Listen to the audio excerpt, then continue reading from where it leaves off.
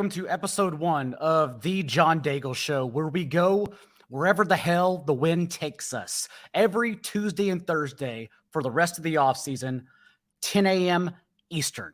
And I know what time of the year it is before we do anything else. I understand it is the season of gatherings, that your wife or husband may be going off on girls or boys trip, that you may be stuck at home with the kids. Maybe even y'all are staying back at home together and hosting or invited out to friends' parties, as a lot of us were just this past week for 4th of July, which, by the way, we got to talk about a Tuesday holiday. What an absolute train wreck that is made this week. Nonetheless, I know that you may have to bring things as well. I brought ribs, German potato salad, and my spicy peach margarita mix to this party on Tuesday. And that's what I want to show everyone today. And it's very simple. Quickly, before we talk, we're going to do this together because the prep is 5 ingredients. That's it. And I diced a little bit up for the show, by the way, before I hopped on. As you can see, limes, 1, jalapenos, the other, diced peach. From experience, by the way, because peaches are in season right now, so that's what makes it easiest. Yes, white navel is okay, but I found that yellow skin peaches are actually sweeter, and we kind of need that sweetness, honestly, to help cut through the tequila if you have a heavy hand, not pointing fingers at anyone, and the lime juice, as you can see. So 3 things right now, and the other 2 are honey and tequila. Don't care which one. As you can see, I've already used this bottle too, quite a bit, but that's 5. As Snacks even tells everyone, maybe, I'm glad you didn't put your name here, Snacks, actually, since you're actually security for Rutgers football practice, looking at how to make a margarita. So what we're going to do is just remember however much tequila we use. And for this case, since we're making 2 drinks, we're going to use 4 ounces, 2 ounces for every drink. That's proper. But the way this recipe works, just in case you can't remember, because I don't want you always coming back to this video. I need you at that party, thriving, living your best life, and understanding how the recipe works. Just remember this tip right here. However much tequila you use, I don't care if you have a heavy hand. Maybe it is 4 ounces, since it is 2 ounces per drink, and we're going to make 2, because imagine me just drinking 1 on this show. Absolutely not. Even though it is 10 a.m. Eastern. We should probably calm down. But however much tequila you use, cut that in half with the lime juice, okay? So 4 ounces of tequila, 2 ounces of lime juice. We're cutting it in half. And then cut the lime juice in half with honey. So 1 ounce of honey in this case. To dumb it down even further, just to make sure you know, again, at the counter at your party, if we're using 6 ounces of tequila, cut that in half with lime juice, 3 ounces. Cut that in half with honey, 1.5 ounces. I use the jalapeno because I'm going to muddle it in, but you don't have to do that either. Actually, you can use Mike's Hot Honey if it happens to be in a store near you. It's common in the North. I don't know how often you can find it in the South. I believe Trader Joe's has it as well. Also, feel free, if you have a Trader Joe's near you, who don't sponsor me, but they should. They have a habanero hot sauce that I like to add just 2 drops. I even love my spice, but 2 drops is genuinely all you need for a spicy margarita if you want to go that route. Either way, though, you need your honey. I also know, as we start with the tequila, that a lot of you don't have bar jiggers, which is okay. You don't need the proper weight and metal material. I'm literally using teaspoons and tablespoons that I have at the house to show you an easier way to do this, since you probably have these household items, even if it meant your significant other had to buy them because you had no idea how to use them. So 1 ounce is 2 tablespoons. The American measuring system. The metric system, it's very easy. 1 ounce is 2 tablespoons. Thus, since we're going 4 ounces, we are going 8 tablespoons. And yes, Chris in the chat, it is 10 a.m. and we're doing this together. So I'm literally loading up 8 tablespoons of tequila, since 2 tablespoons is 1 ounce. As Ivan Black points out in the chat as well, I will be on Peter Overzet's randomizer. We may have to have a nap after this, though, honestly. All right. 8 tablespoons, 4 ounces tequila in. As I told you earlier, we're going to cut that in half with lime juice. If you have a lime squeezer, great, whatever. But we're just going to do this. And I know from experience that a whole lime, because I do this a lot, an entire lime is usually 2 ounces. So if you have a juicer, just use that. You're totally fine. If not, squeeze a big lime into your tequila and it'll work perfectly. 1 whole peach, as I mentioned earlier, yellow skin. We're going to put this, and yes, I have a knife because I was prepping before the show. We're going to put this entire thing in the pitcher. We mentioned it earlier, since we used 2 ounces of lime juice, we are going to use 1 ounce of honey. And Ivan, if you find out what time that randomizer is tonight, let me know because I'll gladly promote it more. I don't think Pete actually gave me a time. What a terrible host. I hope he brings margaritas for me. So 1 ounce of honey, easy. 1 diced peach, easy. I like to keep it to 1 peach for every 4 ounces of tequila, which is why I'm using 4 ounces. So 1 peach for every 2 drinks. And then a whole jalapeno that I diced up pre-show. Boom. Now we are just going to muddle all of these things together very quickly. Smash it up. If you don't have an actual proper metal muddle, you don't need one. You can honestly, thank you, Chris. See, I got the chat helping me today. 8 p.m. Eastern, I'll be on with Peter Overzet. Not muddling. I hope not. I hope that's not something I have to do. Doing whatever the chat tells me to do. And I'm going to wear workout gear because last year, for some reason, I don't know why, the chat and the prompts suggested I do a lot of active things. There's a highlight reel on internet.com somewhere. All right. Now this is muddled. That's fine. We'll talk Peter Overzet and the randomizer later. I actually am going to put this in the strainer, a little personal strainer, just because I want to give it 1 good shake with ice to make it cold. We muddled everything, so we don't need the pulp. It's a beautiful image. We are going to shake it up. And then, honestly, all it takes after that is, if you want to, sparkling water on top, or if you like the flavor enough as it is, don't worry about the sparkling water. Just drink the peach, which is what I typically do. We don't need no sparkling water. I'm still going to pour it out, though.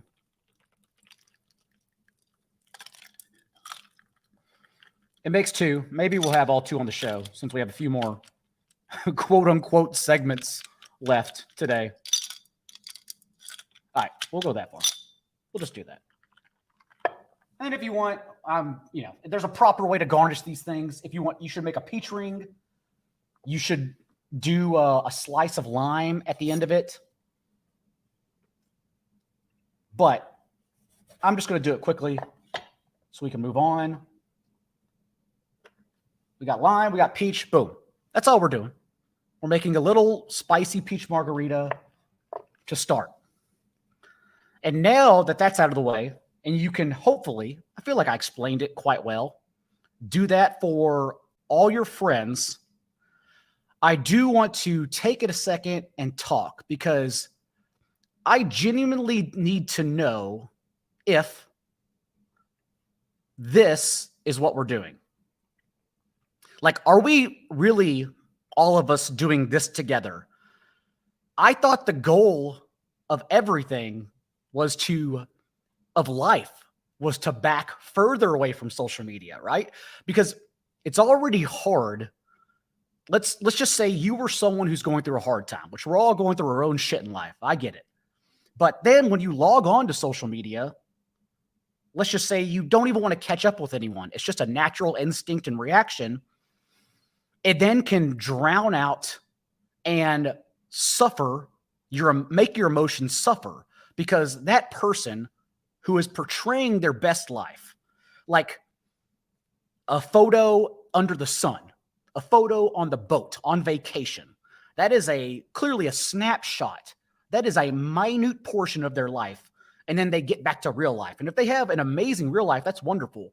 But if you see that, it's not really fair to you, because maybe you're going through a hard time, and thus it just becomes even more of a miserable time for you. So social media is already a disaster.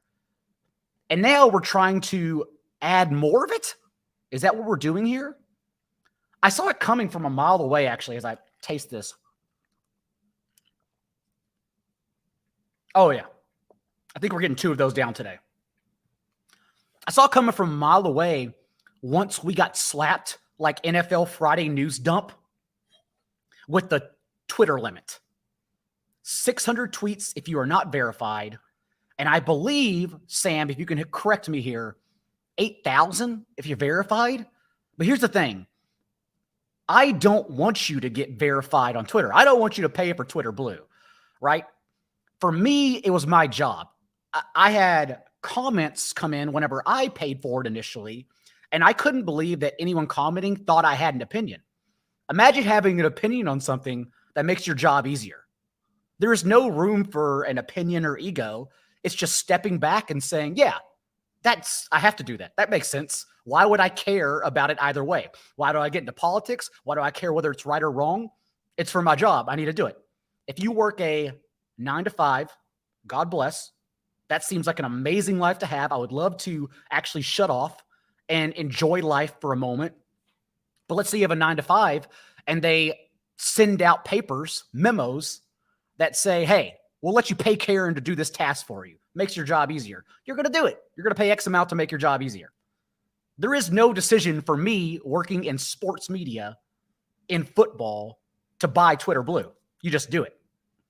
But I don't want you to do it. And so when I saw the Twitter limits, I then thought, okay, the threads don't matter anymore.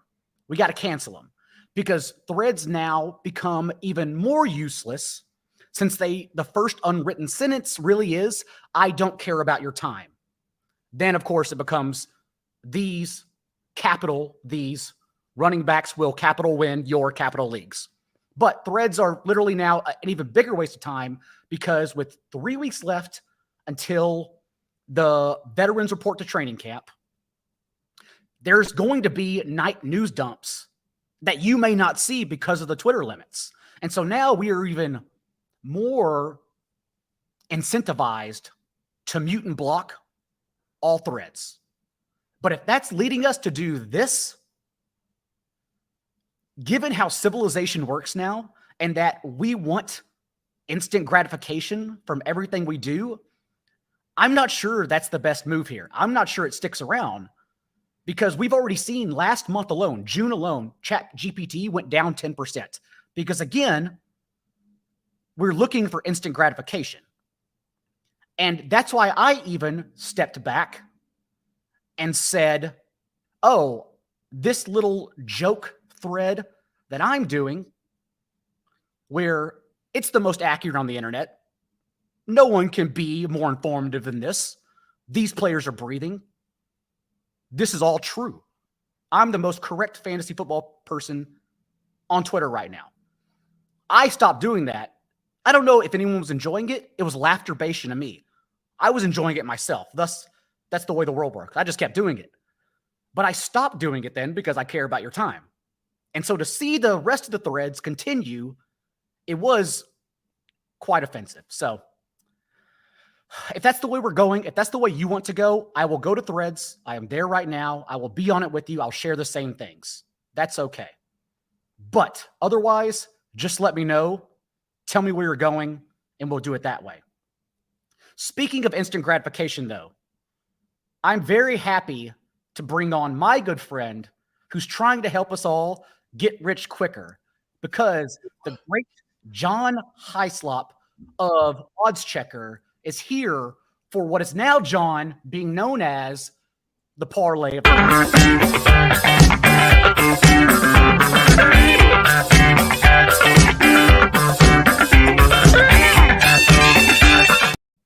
The parlay of the day is here, and it's my good friend John Hyslop. How are you? How's it going, buddy?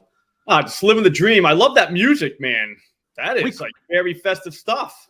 There's no guarantee. You're a busy man, right? You don't have time to come on here every week. But I knew when I wanted to have a parlay of the day that I wanted to start literally the first ever segment with you because I appreciate what you're doing. I love those parlays. Dude, someone's going to hit one of those. I'm serious. Like, that's going to happen. Like, somebody's going to have like 7 guys that home run one day, put like $2 on, and they're going to hit that. I really think that. Do you? That's what we're going to do. That's what we're going to try to do today. And I do want to preface it with that, right? I already talked about the way American society works now, and that you either get rich quick or stay poor. That's the way, like, we're at least all led to believe. And so gambling responsibly, yes, is important. So we're not going out here and putting $20 on home run parlays. But I know, like, who listens to me, and I know what people enjoy doing. And so if I'm going to promote something fun, right, like this, like a parlay, I do always preface it with $2, $5 limits max for me anyways. Yeah, no, I'm 100% with that. Like, I do, all right, so like the unit size that me and my wife have set, basically, well, more her than me, but it's like $100 a unit, right?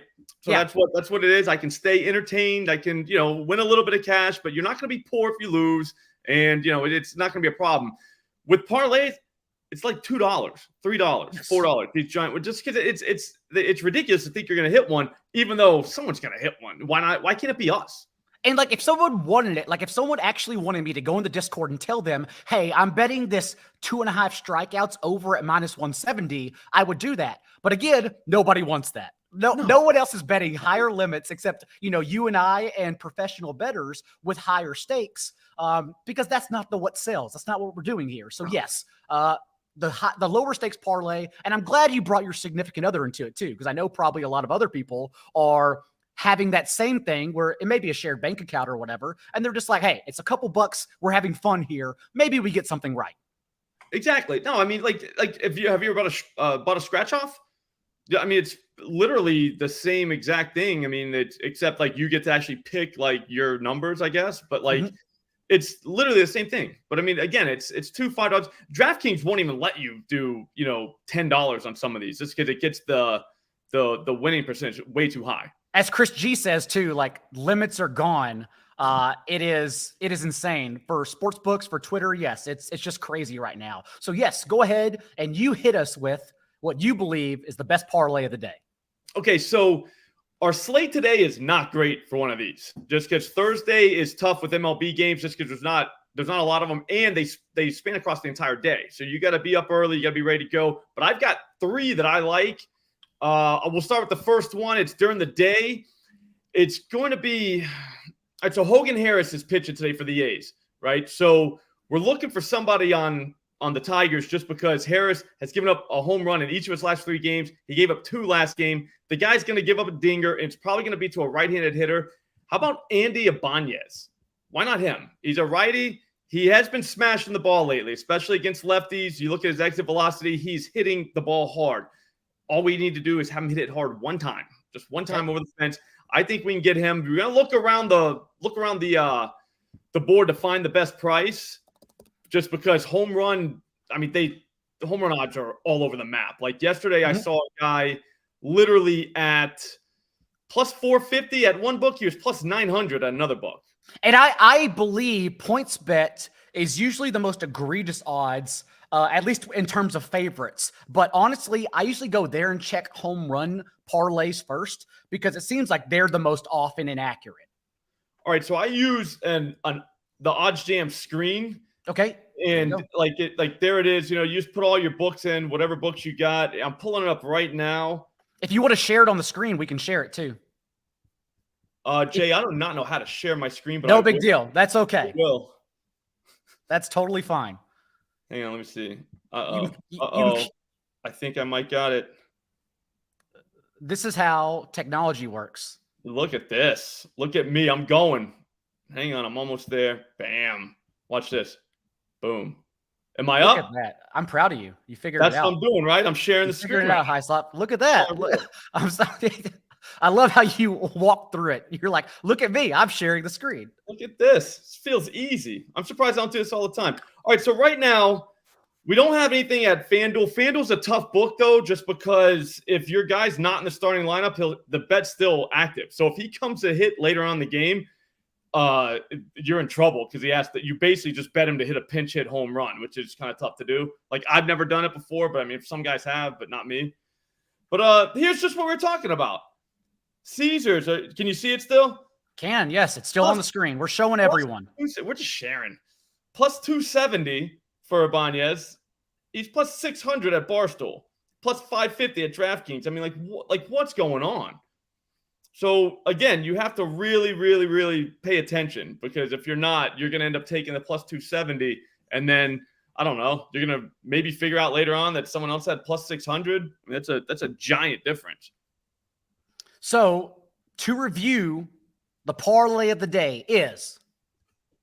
It's going to go Andy Ibanez. We would have to probably do that DraftKings or Barstool, plus 600, plus 550 there.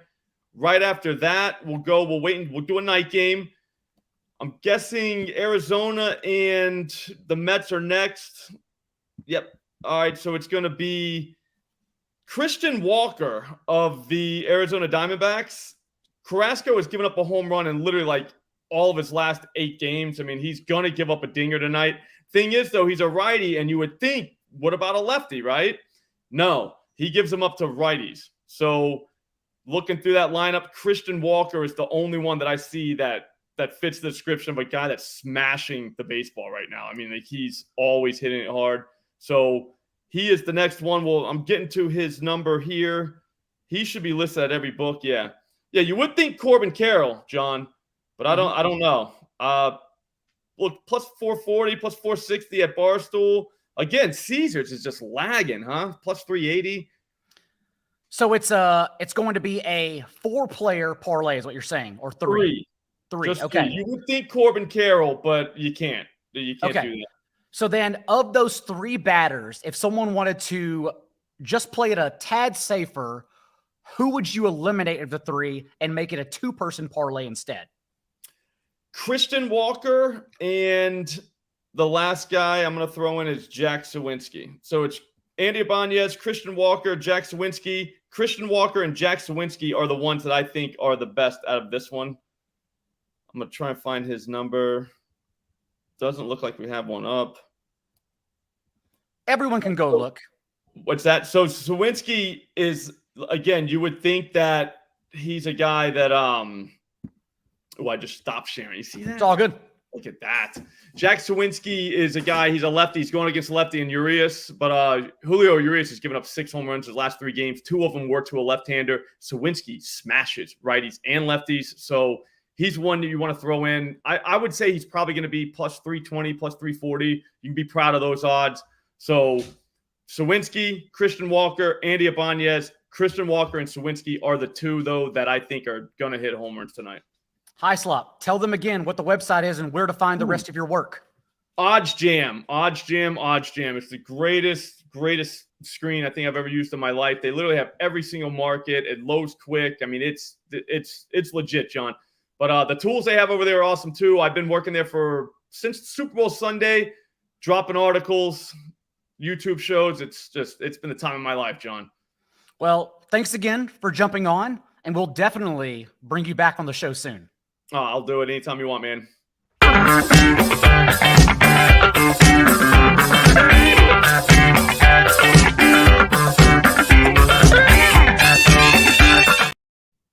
Now that we have margaritas, I also want to get to the food portion of the show. Maybe it's not every week, although we did talk about. I made some mean ribs and potato salad last week. I definitely need to share the recipe.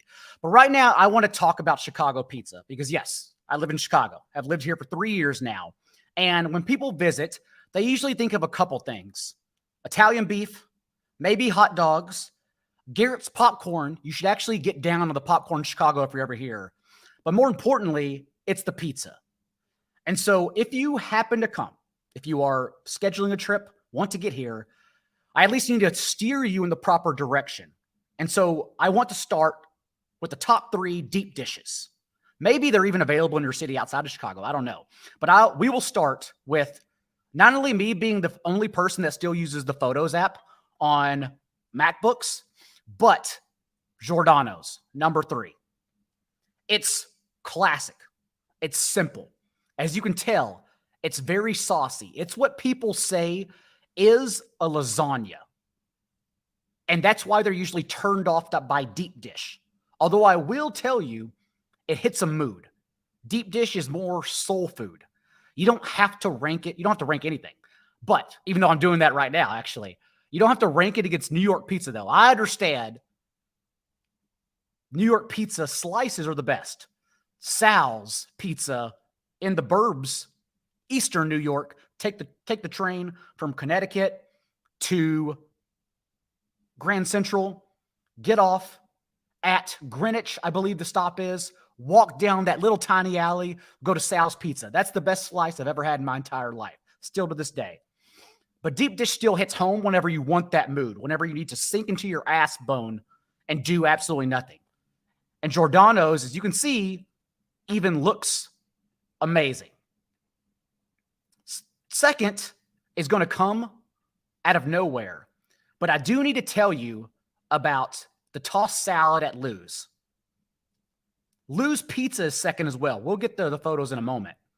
But the tossed salad, because who doesn't love a tossed salad, is absolutely incredible. If they ever cater to your business, if they ever cater at your wedding or an event you're at, you have to try the salad because it is simple. As you can see, mushrooms, olive, bacon bits, cherry tomatoes. But the Italian dressing that Lou Minaldi's uses is out of this world. If you love Olive Garden dressing, I am just telling you, Lou's dressing will change your life. And it's so underappreciated because you get dragged in by the pizza, which is understandable because when you see Lou Minaldi's butter crust, it will also rock your world. Looks like Giordano's, right? Deep dish, lasagna, thick, very saucy. But the butter crust that you're seeing that just genuinely crumbles and melts in your mouth. It's almost like the crust is a butter pie layer, and then the actual outside of it is a breadstick. It's like a garlic buttered breadstick that crumbles. Genuinely amazing. So I think Lou's is second. But number 1, which kind of goes underrated, that more people need to know about, that my good friend Adam Harstad already guessed, was, of course, Pequod's. Because Pequod's, friends, is genuinely the best pizza in Chicago. And it's not close. They don't sponsor me, but I'm going to tell you about this deal anyways, because look at this. The burnt cheese, purposely burnt cheese, is what makes it so beautiful. But what I also love about it, 1, it's the best deal in Chicago. Actually, don't tell your friends because it gets too busy at lunchtime. But Monday through Fridays, 11 a.m. to 3 p.m., this thing, personal deep dish, right? I don't know how many big eaters are there out there. I don't know if you can eat this entire cheese pizza. It's $7.95. This thing. Every weekday, 11 to 3. What an amazing deal, especially in a price city like Chicago. More importantly, what I love about it, because maybe you don't know, maybe you don't like the sauce of deep dish. That's your argument. It's a lasagna. Well, let me present to you focaccia pizza. Because focaccia pizza will, in fact, change your life. The bread is beautiful and still moist and soft. And I understand moist. No, moist is okay. Soggy is the texture that we should all avoid. The worst texture in the world. But this focaccia pizza bread from Pequod's is truly the GOAT pizza. This one, just your typical giardiniera and cheese. I mean, how beautiful is that? How beautiful is that? So if you come to Chicago, if you need to ask, what's the best pizza? You have one stop. You're here for 24 hours. Where do you go? You go to Pequod's. It's not even close. In fact, they got a bar right next to it that you can sit at and drink if you're waiting. If you're just picking up, you want that little personal pizza for $7.50, $7.95, just go to the bar. What an amazing deal. I'm going to eat that later. I'm not going to eat it all on this show because one more segment before we get out of here. And that is, I don't want to be the person that says I'm asked for book suggestions a lot. That's probably not true. But I do at least cram my opinion into every Twitter question, Instagram story. When someone asks, give me a book to read. And when I say book, I mean literature. If you want like a good story, like for instance, Ready Player One is my favorite book of the last decade. And it's funny because everyone has the same opinion, but different in that if you did not read the book, but watch the movie first, you love the movie. Good movie. Steven Spielberg. Fine. But if you read the book and then watched the movie second, it is the worst movie of all time. It's terrible. Just the book, no justice at all. Because the literature, Ernest Cline, author from Austin, Texas, it won't change your life in any way, but it's one of those books, the story is just absolutely beautiful. If you're into sci-fi, it's not even sci-fi, it's like augmented reality, an alternate world. Most stories are about political systems, economic classes. It's kind of like that. Rich against the poor in an augmented reality. It is beautiful. But if you ask me for good literature, I'm not going to say that. If you ask me who my favorite author is, I'm not going to say Ernest Cline, right? I'm just telling you a good story. We will say actual authors. And my favorite author is Cormac McCarthy, who passed away a few weeks ago. And I believe most people are familiar with Cormac because of No Country for Old Men, the Coen Brothers movie, and The Road, which, of course, is right here. My physical copy, which is absolutely beat up because I read it at least once a year. The first time I read it, I picked up smoking because it was so disturbing. I was introduced to Cormac McCarthy because for my senior year in college, I left 3 hours of credits. That's it on the table, one class. And so I wanted it a blow-off year. I just wanted to do college kid things. Since I had worked 40 hours and gone to school full-time for the 3 years prior. And my final class was a Western literature class on Monday nights where we would go to, and this will tell you how bad my mistakes were when I was younger, let alone when I'm 35. But we would go to a sushi restaurant on campus in Texas. Count the red flags there, first of all. Mistakes that I'll never make again. Get sake bombed up and then walk over to Western Lit. And whenever the teacher, he kind of looked like Cormac McCarthy too. He kind of looked like that. Whenever that teacher introduced Cities of the Plain, All the Pretty Horses, that trilogy, my mind was blown. I had never read anything like that.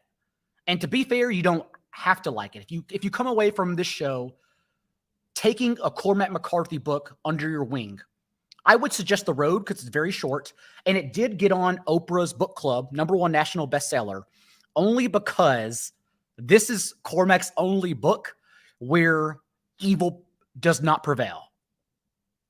He has a lot of biblical history, biblical structures and characters in all of his writing, but The Road is the one where good wins out. The Road is the one, my father, that's the only one he'll read. The rest of them, Satan and Judas always prevail. And it's absolutely beautiful. But I do want to quickly read the last paragraph here, just to give you one sample of Cormac McCarthy. I'll finish on another one. The good and the evil, the yin and the yang, as Kazee points out, always in all the shows, we always appreciate them in the fantasy community. Yes, it is a killer movie. Also, as you know, No Country for Old Men.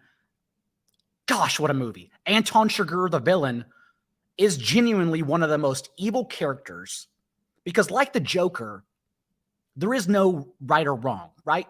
It's the world makes the decisions and falls. It perils at their own behest. at their own choices, because of their own choices.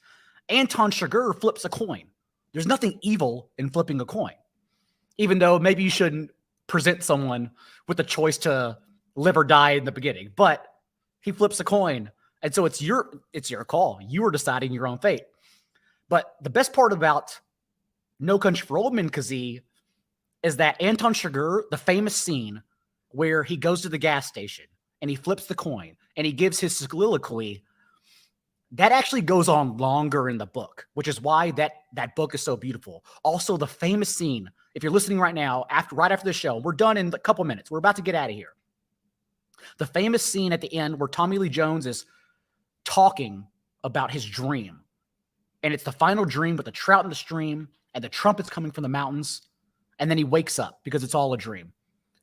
That also, especially because Anton Chigurh gets away, right? He gets injured, but then he limps away at the end. 8-year spoiler alert. Sorry about that. But that also signifies everything Cormac McCarthy wrote, and that there is hope, but maybe it's just a dream because maybe the world's just an evil place. What a beautiful author. But let's start with the good, because why wouldn't we end with the bad? Let's start with the good. And that is the final stanza of The Road. Again, a book of good. Once there were brook trout in the streams and the mountains. You could see them standing in the amber current where the white edges of their fins wimpled softly in the flow. They smelled of moss in your hand. Polished, muscular, and torsional. On their backs were vermiculate patterns that were maps of the world and its becoming. Maps and mazes. Of a thing which could not be put back. Not be made right again. And the deep glens where they lived all things were older than man, and they hummed of mystery. Fucking A. What a terrific stanza. We go upstream. We mentioned the beauty of nature. Fucking so good. But this one, Blood Meridian, one of my favorite books, is an absolute nightmare of a horror story. They've tried to recreate it for HBO. I believe Brad Pitt was actually hired initially. But I think it's just so wild that it is impossible to recreate. Maybe there's a movie out there, but I feel like I check on production often, and it's always halted because they reach some kind of pausing moment where they're confused at what to do next. Because what it is, it's the story of a 14-year-old boy who's literally referred to as the kid. He doesn't have a name. It's just the kid walking through the Wild West in 1850 and either discovering, helping out, and then avoiding the black market of scalps because the world is war. One of the famous sentences in this book, we won't get to it today, but one of the famous sentences in this book is God is war. War is God. That's what signifies since it judges the world.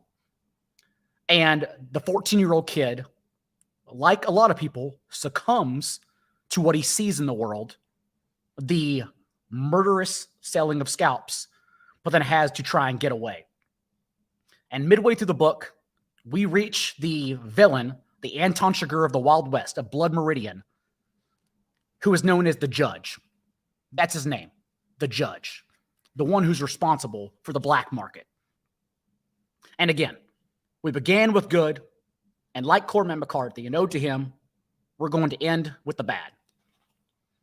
And they are dancing, the board floor slamming under the jackboots and the fiddlers grinning hideously over their canted pieces. Towering over them all is the Judge, and he is naked dancing, his small feet lively and quick, and now in double timing bowing to the ladies, huge and pale and hairless, like an enormous infant. He never sleeps, he says. He says he'll never die. He bows to the fiddlers and sashays backwards and throws back his head and laughs deep in his throat, and he's a great favorite, the Judge. He wafts his hat, and the lunar dome of his skull passes palely under the lamps, and he swings about and takes possession of one of the fiddles, and he pirouettes and makes a pass. 2 passes, dancing and fiddling at once. His feet are light and nimble. He never sleeps. He says that he will never die.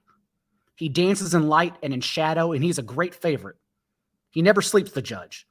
He is dancing, dancing. He says that he will never die.